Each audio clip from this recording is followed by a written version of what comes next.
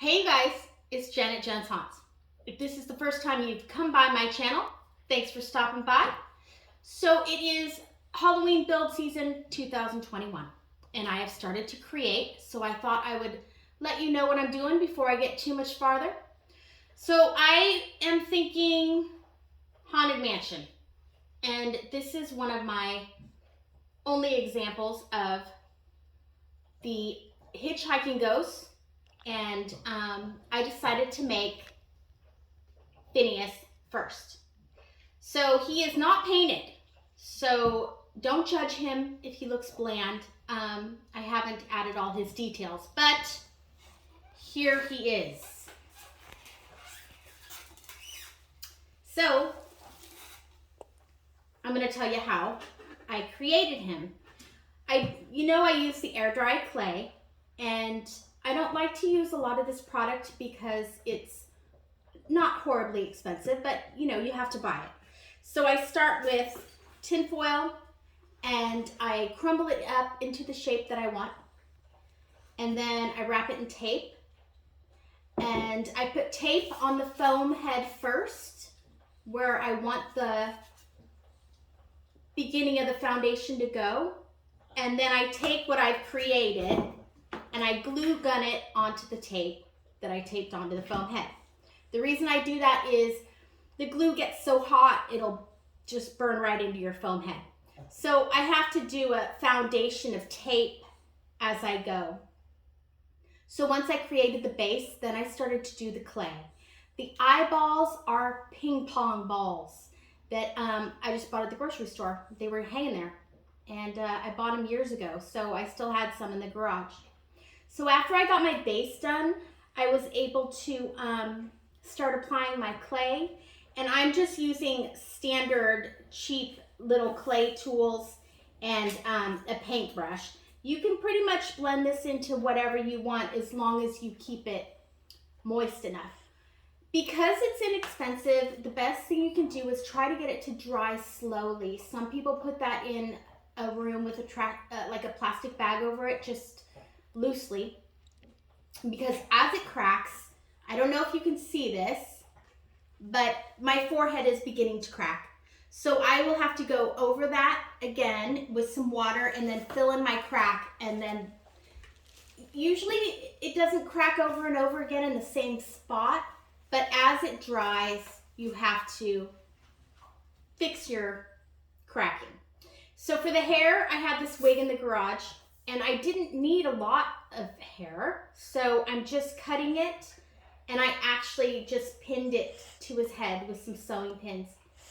So you guys know that I've made several PVC bodies. So I will make these guys bodies, and I've decided to do them in color, gray, white, black, mostly.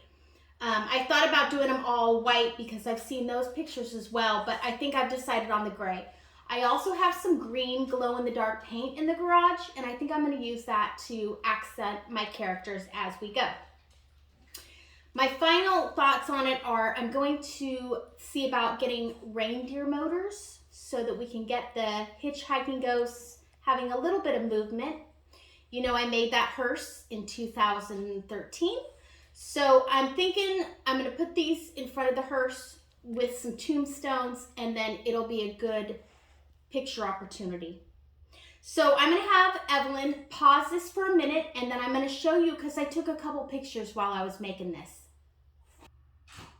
Okay, so here's a look at a couple pictures I took. This is my beginning of my base with my tape and my tinfoil.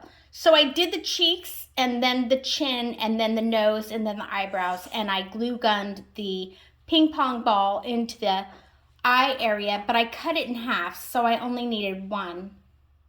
Here's the side, and I'm just trying to get a general shape. Anything I don't like, I can manipulate at the end.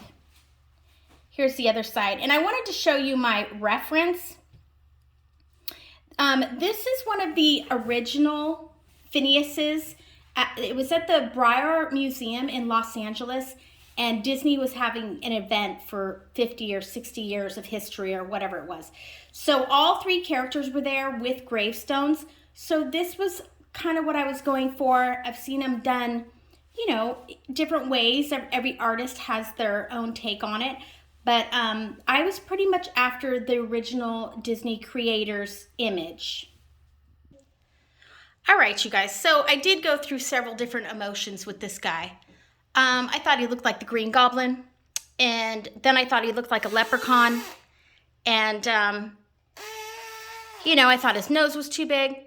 So I did go through some doubtful feelings about it. But I think once he's all painted and I've got him in a suit, I think he's going to be just fine. And this is one of my references. I kept thinking that I needed to make his chin narrow and knobby. And then I got him all done and he felt really way too skinny. And see, now I'm seeing that, you know, this eye is off. So yeah, he's not done. But I just wanted to let you know that I am creating, and I've been doing a lot of thinking about the Haunted Mansion. I did buy these books. I pre-ordered them from Target. So that's always just fun to have if you're a fan of this sort of thing. I also got the Jack. So there's that. And I'm super happy to say that I got tickets to the Oogie Boogie Halloween Bash in Disneyland for September.